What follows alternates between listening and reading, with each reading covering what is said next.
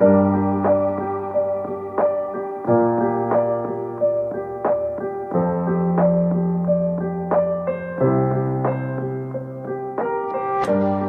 mengulas lebih dalam mengenai lahan rawa, terlebih dahulu mari kita mengenal apa itu lahan rawa.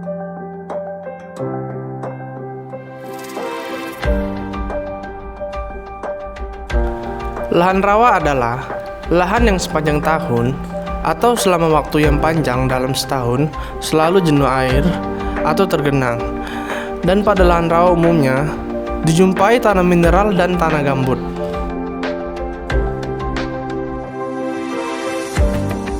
Lahan rawa di Indonesia tersebar di 3 pulau besar, yaitu di Sumatera, Kalimantan, dan Irian Jaya atau Papua. Luas lahan rawa di Indonesia berkisar kurang lebih 33,4 juta hektar, yang terdiri atas lahan rawa pasang surut sekitar 20 juta hektar dan lahan lebak 13,4 juta hektar.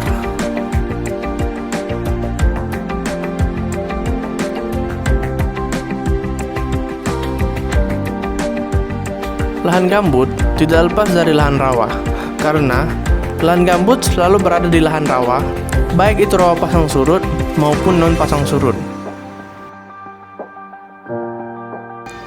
Untuk lahan gambut yang terletak di kawasan pantai dan peralihan, umumnya di lahan rawa pasang surut, sedangkan gambut pedalaman merupakan lahan rawa lebak.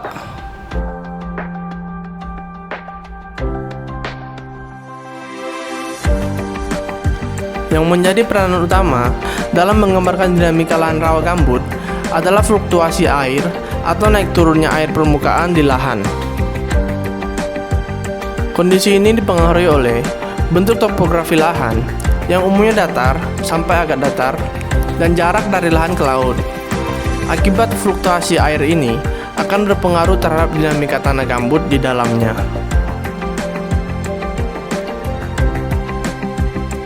Dinamika tanah lahan rawa terdiri atas tanah aluvial dan gambut.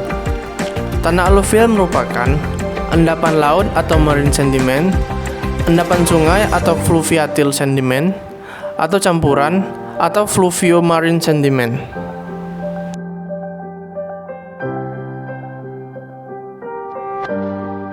Wilayah zona 1 adalah daratan yang bersambungan dengan laut di muara sungai besar dan pulau-pulau delta dekat muara sungai besar.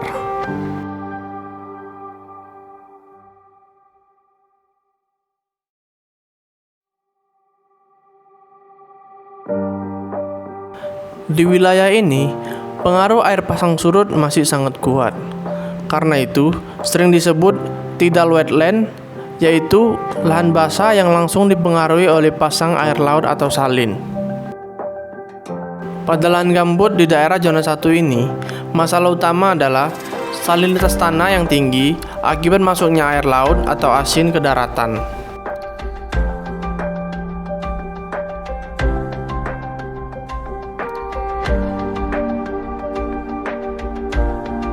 Zona 2 merupakan wilayah rawa berikutnya ke arah hulu sungai, tetapi masih termasuk daerah aliran sungai bagian bawah. Namun, posisinya lebih ke dalam ke arah daratan. Di wilayah ini, gerakan aliran sungai ke arah laut bertemu dengan energi pasang surut yang terjadi umumnya 2 kali dalam sehari.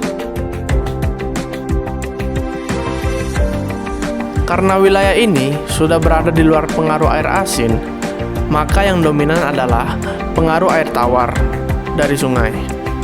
Tetapi, energi pasang surut masih dominan, ditandai dengan adanya gerakan air pasang dan air surut di sungai.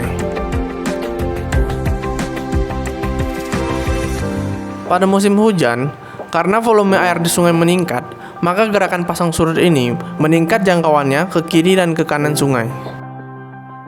Air pasang membawa fraksi debu dan pasir halus ke pinggir sungai, sehingga mengendapkan bahan tersebut dalam jangka waktu yang lama dan periodik. Maka terbentuklah tanggul sungai alam. Permasalahan utama di zona ini adalah kemasaman tanah dan air akibat bahan organik yang tereduksi terus-menerus. Wilayah zona 3 merupakan wilayah yang sudah jauh masuk ke dalam dan pengaruh pasang surut sudah tidak terlihat lagi.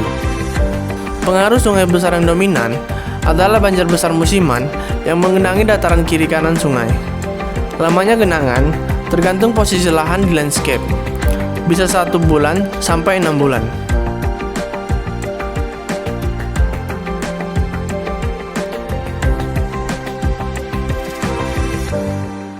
Mari lindungi lahan rawa Indonesia dengan menerapkan berbagai saran berikut, yaitu pembukaan lahan pasang surut harus dilakukan melalui perencanaan yang matang dan hati-hati.